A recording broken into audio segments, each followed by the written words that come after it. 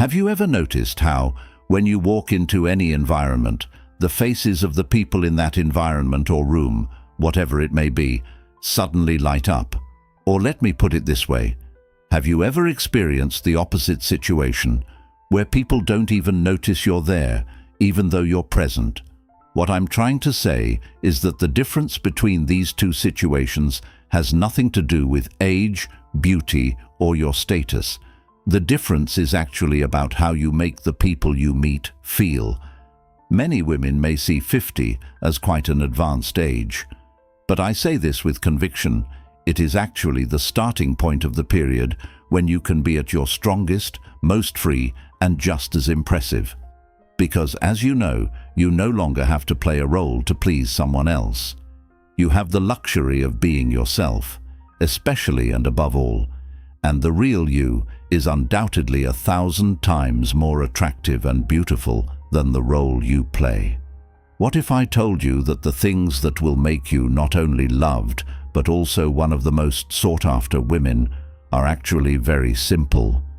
Just some conscious behaviors you'll do throughout the day, along with consistent choices and an inner strength. In this video, I'll clearly explain the 16 rules for being the most beloved woman after 50. These are very interesting and effective principles that have been observed and experienced by many people over the years and passed down through generations. If you're ready, let's start with the first point right away. 1. Radiating positive energy sets you apart. After a certain age, you will clearly understand that people remember you not so much for what you say, but for how they feel when they are around you. Of course, radiating positive energy is essentially a skill, and believe me, developing this skill at this age changes many things. This is the invisible yet powerful force that makes people's faces light up when you enter a room. Spreading energy does not mean pretending that everything is wonderful, meaningful, and fantastic. On the contrary, it means maintaining a hopeful and solution-oriented perspective, even while acknowledging the stress and negativity brought on by the many challenges we face in life. How we talk to ourselves when we look in the mirror upon waking up is a behavior that determines how we will radiate energy to those around us for the rest of the day. If you don't keep your inner voice positive, you naturally won't have the chance to give positive energy to others around you. You should know that people want to feel comfortable around you. This does not mean ignoring their problems or not caring about them. I am simply talking about creating an atmosphere where they can feel better when they talk to you. For example, think about it this way. When someone you value comes to you and talks about a problem, if you guide them towards solutions while also supporting them emotionally, that's when you spread real positive energy. And you've truly supported that person. So instead of complaining like many people do, you become a source of hope. There's also the fact that body language is a huge part of that energy. Are your shoulders open or closed? Is your facial expression inviting or stiff? Is your tone lively or monotonous? All of these are clear signatures of your energy. After a certain age, these details become more important, because when combined with the naturalness that comes with maturity, an incredible power of attraction emerges. Also, I don't want you to forget that radiating positive energy doesn't always mean being very high-spirited and enthusiastic. Sometimes, even in a very calm and peaceful way, you can leave a clear, positive and uplifting impact on your surroundings. By the way, if you like the video and subscribe to our channel, you will be supporting me in the most effective way. 2. Set clear but equally gentle boundaries. I think that especially after reaching the age of 50, you realize that it is no longer necessary to constantly make sacrifices and compromise yourself to make many people around you happy. If you set clear boundaries, it's not a selfish move. On the contrary, I'd say it's the healthiest expression of self-respect. The reality is that if you want people to respect you, you must first respect your own values and time, because a person without boundaries can be easily taken advantage of by everyone. And this makes you not a loved person, but rather an exploited one. Of course, learning to set boundaries does not mean weakening your relationships. On the contrary, it ensures that your relationships are built on much stronger foundations, because when people know where to draw the line, they feel more secure and at peace. So, if someone distances themselves from you because you are able to say no when necessary, it actually means that person is incapable of having a healthy relationship with you. You don't have to spend your time with people who don't truly respect and love you. The critical point here is to set your boundaries gently. Being gentle does not mean being soft. For example, think about it this way. When you say, "I'm not available this weekend," you don't have to back it up with long explanations and apologies. It is enough to express your attitude in a short, clear, and polite manner. People will understand from your stance and tone whether this is open for discussion. You don't need to be aggressive when expressing this. A calm and determined attitude is sufficient. You can be strong without raising your voice, because what matters is not the volume of your voice, but the clarity of your words. Looking at it from another angle, consistency is extremely critical when setting boundaries. If you say yes a few days later to something you said no to today, people will not take the boundaries you are trying to set seriously. If you've set aside certain days for yourself, don't compromise on that. Or if certain ways of speaking bother you, you can express this politely but clearly. "This bothers me. Shall we talk about something else?" This way, you protect yourself and keep the relationship free of unnecessary tension.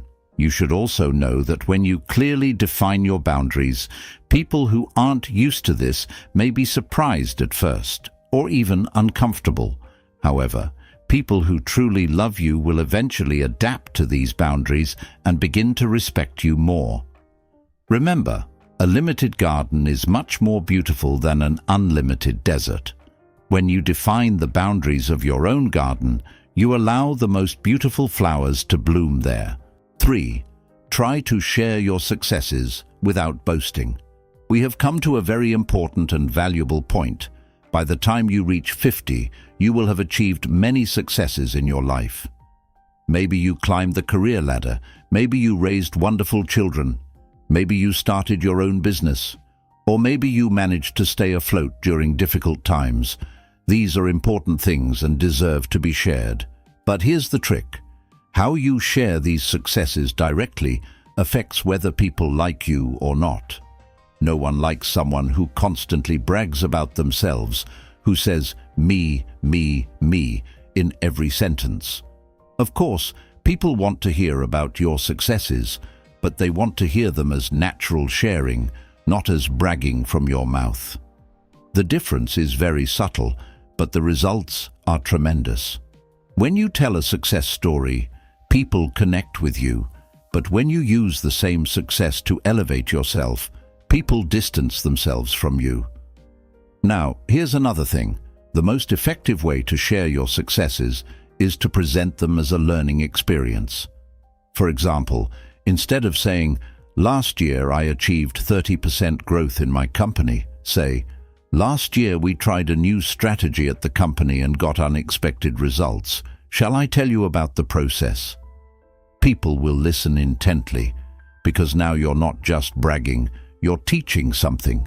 When people feel they can learn something from you, they value you more. Especially at this age, know that your experience is worth its weight in gold, but how you present that gold matters. No one wants gold thrown directly in their face, but they love it when it's presented in a beautiful jewelry box. Your presentation style is that box. In fact, here's another truth. Including others when sharing your successes is a great strategy. Instead of saying, "I did this project all by myself," say, "My team and I did a great job, and my contribution was this." That way, you show humility and prove that you value people. After the age of 50, people appreciate you for your real contributions, not for your ego satisfaction. And by this age, you should already understand how empty ego games are. True success is not just when you shine, but when you make those around you shine too. Using we when sharing an achievement is much more powerful than using I. People love team players, not one-man shows. 4. Be mindful to use positive language. Now, my friend, what I want to say here is this. Words are not just tools of communication, they are also carriers of energy. After the age of 50, every word that comes out of your mouth has a power blended with years of experience. People may forgive a young person's negative speech as immature, but your speech is now a reflection of who you are. In essence, using positive language does not mean seeing everything through rose-colored glasses or denying reality. On the contrary, it is the art of expressing reality in the most constructive way. Saying, "I wish I had a little more time for this task," instead of, "I can't do this job," conveys the same situation with a completely different energy. Of course, people want to feel good around you, and this largely depends on the words you use.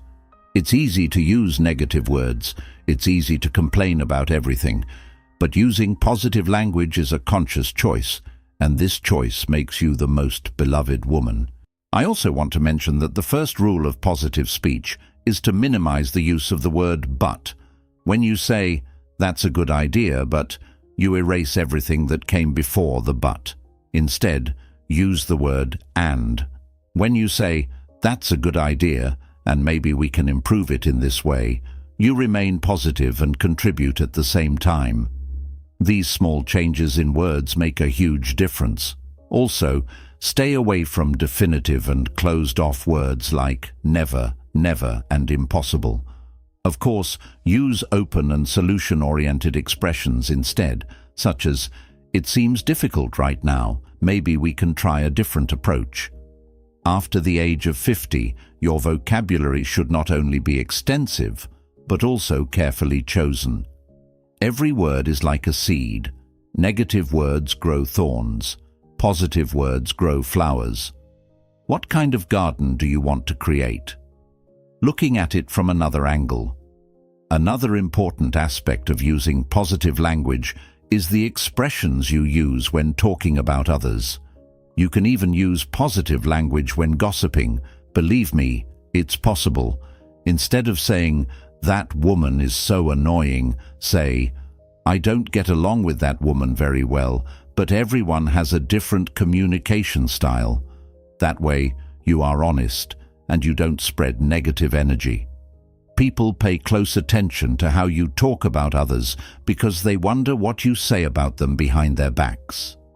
If you speak positively about everyone, people will trust that you will say good things about them too, and this trust is the foundation of love.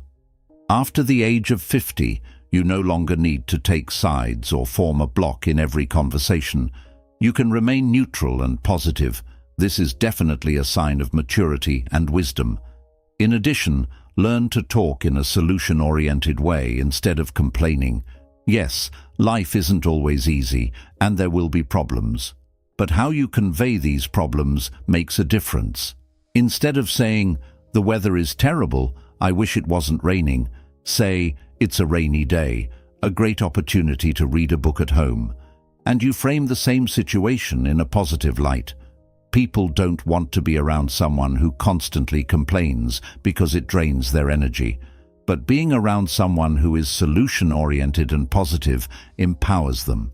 So, which person do you want to be? After 50, you don't have time to complain. You have time to find solutions. And believe me, this change makes you incredibly attractive. People start coming to you with their problems because they know you will offer them a new perspective. 5. Try to master eye contact. Now, the critical point here is this. Eye contact is a much more powerful communication tool than words, and after the age of 50, you need to perfect this art. When people look into your eyes while talking to you, they are searching for something. Interest, sincerity, understanding. Your eyes provide the answer to these questions. Proper eye contact conveys the message, "You are important to me, I am listening to you, I am here," in the clearest way possible. But wrong eye contact or no eye contact at all says, "You don't interest me, I'm somewhere else, you're not important." The difference between these two situations is the difference between being the most beloved woman and being the woman who is ignored. In fact, making eye contact may seem simple, but it is actually both a science and an art. Too much is annoying, too little is indifferent. Remember, by the time you're 50, you should have mastered this balance because people expect this skill from your maturity. The power of eye contact comes from making the other person feel valued. Looking at your phone, glancing around, or averting your eyes while someone is talking to you sends the message, "You're not that important." But on the contrary, when you focus on someone and make eye contact while they are talking, that person feels like the most important person in the world. And people like those who make them feel good. It's that simple. After the age of 50, you are no longer competing for everyone's attention. You are building quality connections. And the first step to a quality connection is to say with your eyes, "I see you, I hear you." Especially in this modern age, when everyone is looking at their phone, their screen, or somewhere else, being someone who makes real eye contact makes you incredibly different. People will remember you because you truly saw them. Also, definitely remember that the most important thing to keep in mind when making eye contact is that it should be natural. Staring into someone's eyes is not eye contact, it's making them uncomfortable. Eye contact should be soft, warm, and intermittent. Ideally, you should make eye contact about 60 to 70% of the time while talking, occasionally looking away naturally and then returning to the eyes. This rhythm keeps the conversation relaxed and sincere. If you stare at someone without interruption, they will feel uncomfortable and want to get away from you. But if you make no eye contact at all, you appear disinterested and untrustworthy. After the age of 50, you should instinctively strike this balance. Think of your eyes as playing a melody. Playing the same note constantly is boring, but a beautiful rhythm is captivating. 6. You must learn to accept your mistakes. Here's the truth. By the time you reach 50, you will have made countless mistakes in your life, and the good thing is, you no longer need to be ashamed of them. Accepting your mistakes is not a sign of weakness, but an incredible show of strength. People don't love someone who is perfect. They love someone who is real. And being real involves making mistakes and accepting them. Never forget that someone who tries to hide their mistakes is constantly defensive and claims they never make mistakes appears untrustworthy and deceitful to others. But someone who can say, "Yes, I made a mistake in this matter, I apologize," displays tremendous maturity and self-confidence. After 50, you should no longer be afraid of making mistakes, because mistakes are not what define you. What you do after them defines you. Also, a woman who admits her mistakes is a woman who deserves forgiveness. And people love to forgive because it gives them hope for themselves too. If you are perfect, they feel inadequate around you. But if you make mistakes and admit them, they can connect with you. As most of us would guess, the first step in admitting mistakes is to break down the ego wall. The ego says, "I don't make mistakes, I'm always right," and this wall isolates you from people. At 50, building quality relationships is more important than satisfying your ego. When someone points out your mistake, your first reaction may be to defend yourself, but stop, take a deep breath, and say, "Maybe you're right, let me think about it."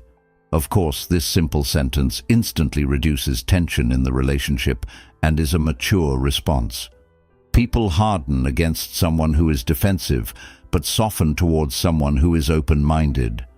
To accept your mistake, you must first be able to see it, and this requires your ego to quiet down.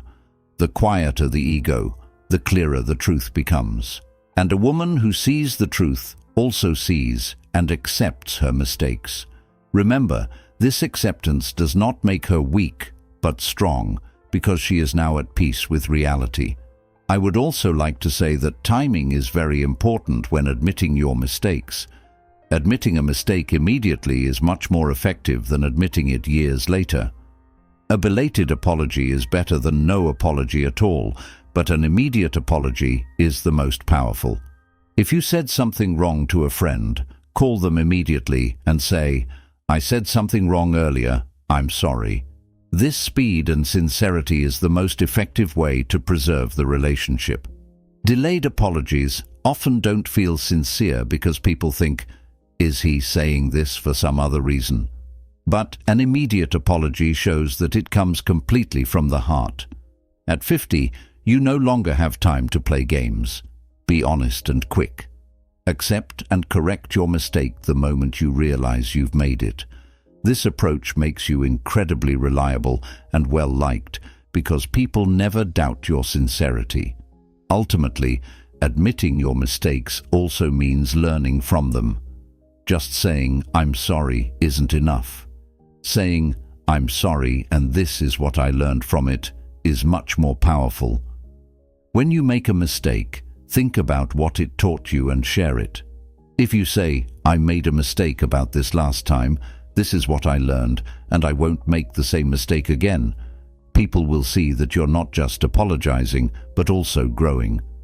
This growth makes you much more attractive and respectable.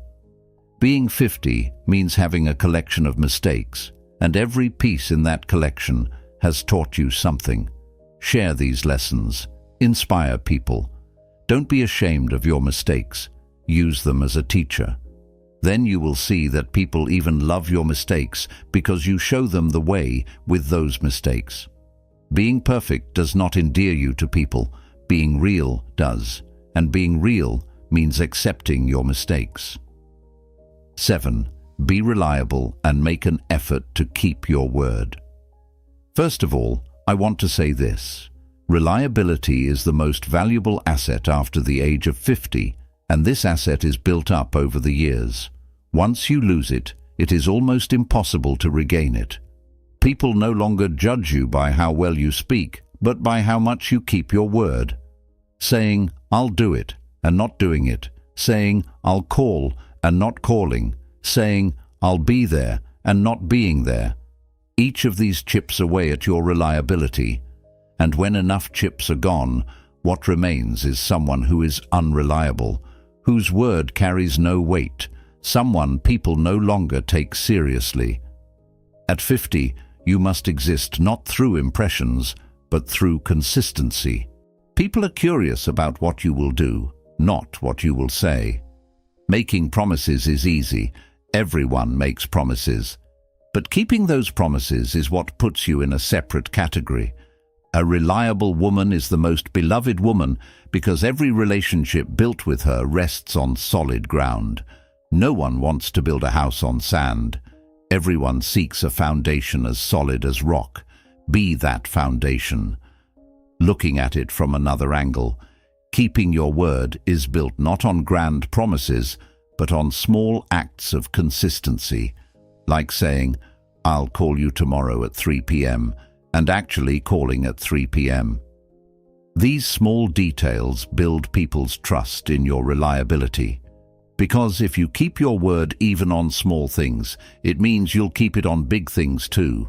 People understand this math very well. If you say, "I'll call once," and don't, it's not just about that one call. It creates doubt about all your future promises. The question, "Will he just say it this time too?" pops into people's minds. After 50, every word you say is like a signature. You put your name to it. And the more valuable that signature is, the more people want to make agreements with you. Of course, by agreement, I don't just mean business, but friendship, companionship, family relationships, all kinds of human bonds. When you are reliable, people line up to connect with you. When you are unreliable, everyone gradually drifts away, as is normal. Essentially, being reliable also means knowing how to say no. Yes, you heard right. Sometimes the way to be reliable is to not say yes to something you can't do. If you say to someone, "Okay, I'll do it," and then don't, you create a situation much worse than saying no, because that person trusts you and makes plans accordingly. But when you back out at the last minute, you're not just failing to do the job, you're stealing their time, energy, and trust. At 50, you should stop saying yes just to please people. For example, if you really can't do something, say no politely but clearly. Saying, "I'm really busy this week, I can't help you, but I might be available next week," is 1,000 times better than saying, "Sure, I'll do it," and then not doing it. People respect your honesty and will continue to trust you next time. But if you constantly make promises you don't keep, after a while, no one will ask you for anything because they won't have any expectations. 8. Prefer to suggest solutions instead of complaining. After a certain age, you realize that life presents you with enough challenges. Things don't always go smoothly. That's a fact. But how you deal with this reality directly affects whether people like you or not. Complaining is the easiest thing to do. Anyone can complain. The weather is bad, traffic is terrible, the economy is tough, people are disrespectful, life is unfair. Yes, all of these may be true, but constantly repeating them changes nothing. It only drains the energy of those around you. People feel tired, hopeless, and helpless around someone who complains. But around someone who is solution-oriented, they feel strong, hopeful, and motivated. For example, which kind of person do you want to be? After the age of 50, it's time to produce solutions, not define problems, because everyone sees the problems, but only wise people see the solutions. And at this age, you should be a wise person, definitely not a complainer. In addition to these, the first step in proposing solutions instead of complaining is to change your mindset. For instance, when faced with a problem, your first reaction should not be, "Oh, this is terrible. Why is this happening? How could this happen?" But rather, "Well, what can we do in this situation? What options do we have? What is the best course of action?" This simple change in question shifts your brain from complaint mode to solution mode. And this mode change affects not only you, but everyone around you. When a group of people are discussing a problem, if you say, "Yes, it's a difficult situation, but we can try this," the energy of the whole group changes. People start saying, "Oh yes, that could work." And suddenly everyone focuses on finding a solution. You become the person who initiated that transformation, and that makes you the most valuable member of the group. Because you don't just see the problems, you also show the ways out. And people remember and love those who guide them in the dark forever. Being solution-oriented doesn't mean knowing the solution to every problem. Sometimes just saying, "This is difficult, but together we'll find a way," is enough. Because even that sentence carries hope, provides support, and makes people feel they are not alone. Complaining, on the other hand, sends the message, "Everything is terrible, and there's nothing we can do." There's a world of difference between the two. At 50, you're experienced enough to know that not every situation has a solution. But you also know how important it is to never give up on looking for solutions. Some situations are truly difficult, unchangeable. But even then, you can say, "We can't change this, but we can do that. We can look at it from this angle. We can deal with it this way." This approach gives strength instead of helplessness. People don't remain stuck with you. They always find a way out, and that's why they seek you out. They want to talk to you. Looking at it from another angle, suggesting solutions instead of complaining, is also being proactive. Reactive people wait until something happens and then complain. Proactive people think ahead and take precautions before anything happens. For example, instead of complaining, "It's raining, we'll be stuck in traffic, it's going to be a terrible day," if you say, "It's raining, let's leave early or take a different route," you've both solved the problem and kept the energy positive. Naturally, after the age of 50, life has given you enough experience that you can see many problems coming. Use this foresight not to complain, but to take precautions. People find someone who can see ahead and be prepared very valuable. You're not just telling them there's a problem, you're saying there will be a problem, but we're ready. This difference is the difference between leadership and followership, and people like leaders, not complainers. I also want to mention that being solution-oriented requires managing others' complaints as well. When someone comes to you constantly complaining, instead of joining them and complaining together, it's your job to gently shift them into solution mode. When you ask, "I understand that's a tough situation, so what do you plan to do about it?" You shift that person from victim mode to solution mode. Of course, some people just want to be listened to, and that's normal. They don't always need to look for a solution. But if the same person keeps talking about the same problem and does nothing about it, teaching them to be solution-oriented is your gift. As a 50-year-old woman, you can move the people around you from a culture of complaining to a culture of solutions. In fact, this is the most valuable lesson you can give them. Because complaining causes pain, but doesn't change anything, while solutions both ease the pain and create change. 9. Embrace humility. Clearly. I want to start with this painful truth. By the time you reach 50, you will have achieved many things in life, but the real success lies in how you carry these achievements. Humility is not weakness or self-deprecation. On the contrary, it is knowing your own worth while also accepting that others are valuable. Remember, arrogance pushes people away, while humility draws them in. Someone who sees themselves as superior to everyone else will only gather admirers around them, but will not be able to form real connections.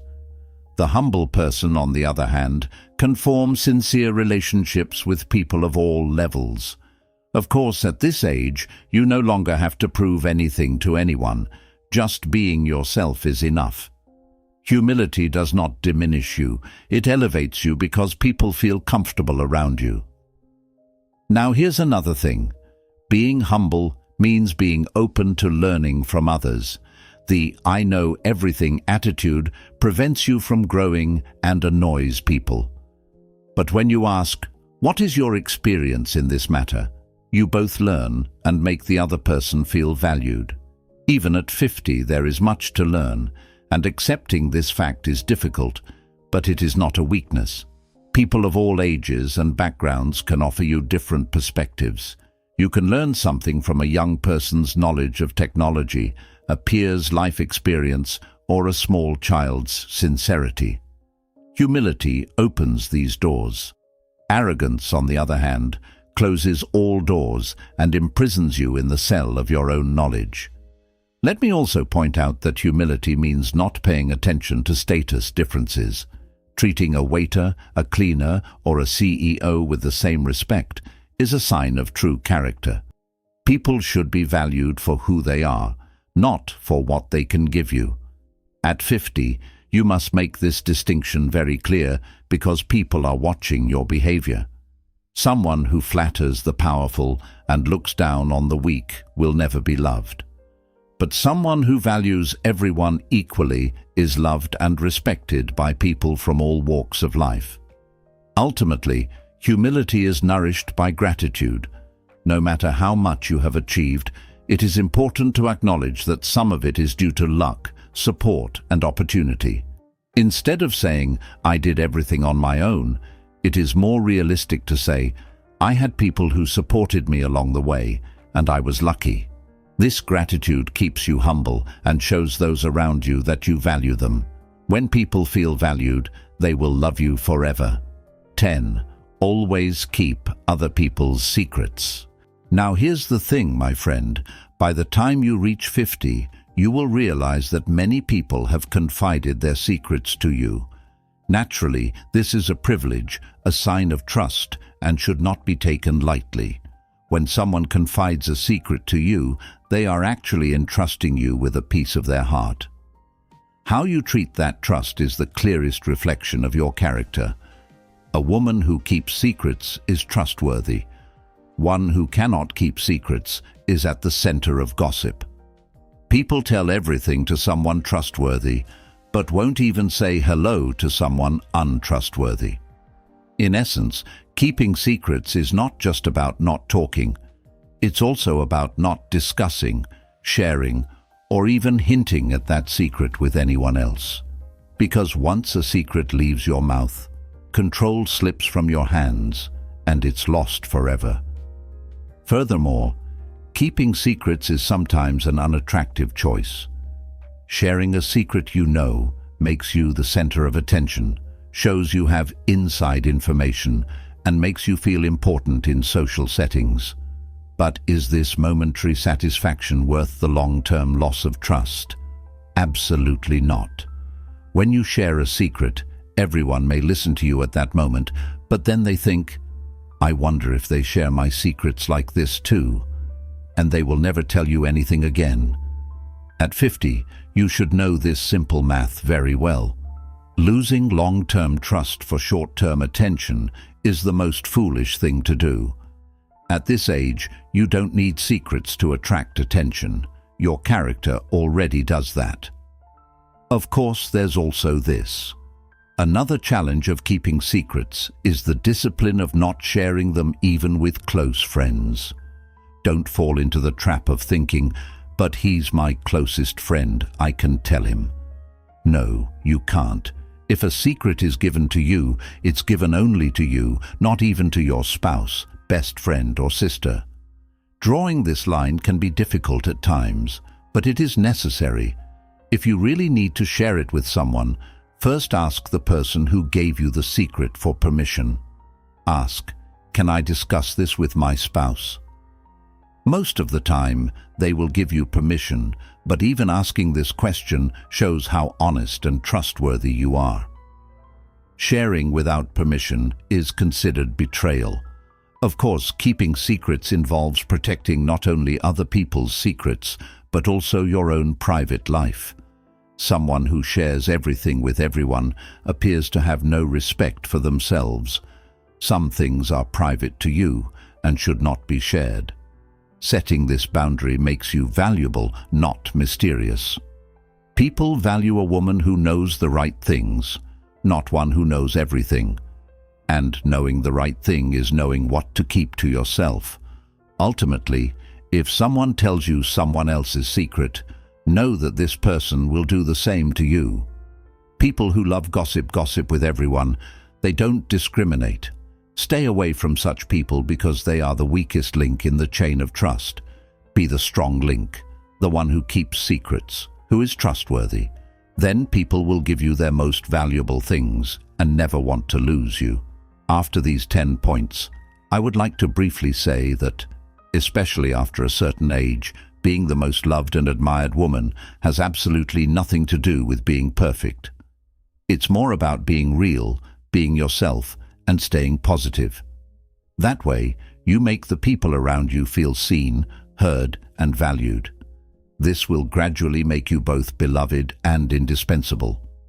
Now, my request is that you definitely live by these principles in your life, because the world really needs women like you.